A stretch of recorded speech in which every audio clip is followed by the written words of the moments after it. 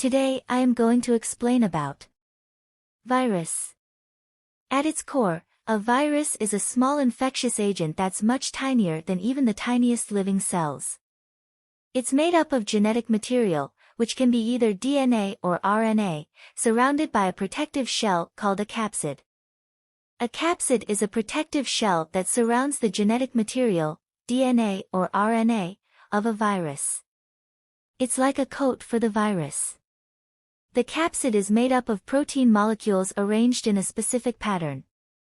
This protective shell helps the virus survive outside a host cell and also plays a role in helping the virus attach to and enter host cells during infection. Think of it as the outer armor that helps keep the virus's genetic material safe until it can get inside a cell and start reproducing. Some viruses also have an outer envelope made of lipids. Lipids are a type of organic molecule that includes fats, oils, and other substances that are insoluble, don't dissolve, in water. They play important roles in our bodies and in living organisms. Lipids are known for storing energy, providing insulation, and forming the structure of cell membranes. They are made up of smaller units called fatty acids and glycerol. You can think of lipids as molecules that have a mix of carbon, hydrogen, and oxygen atoms arranged in a way that gives them unique properties and functions. Now, the interesting thing about viruses is that they aren't quite alive in the same way that we think of living organisms.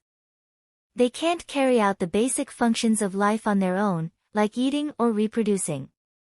Instead, they need to infect a living host cell to survive and reproduce. Here's how it generally works. 1. Detachment and entry *. The virus first attaches itself to a specific type of host cell. This happens because the virus has special proteins on its surface that match with proteins on the surface of the host cell. Once attached, the virus enters the cell either by being engulfed by the cell or by injecting its genetic material into the cell. 2. Replication and transcription *. Once inside, the virus's genetic material takes over the cell's machinery. If the virus has RNA, it uses an enzyme called reverse transcriptase to convert its RNA into DNA. This viral DNA then gets inserted into the host cell's DNA. 3. Synthesis and assembly *. The infected cell starts following the virus's instructions to produce viral components, like capsids and enzymes. These components are assembled into new viruses within the cell. 4. Release *. Eventually, the infected cell bursts open, releasing a bunch of new viruses.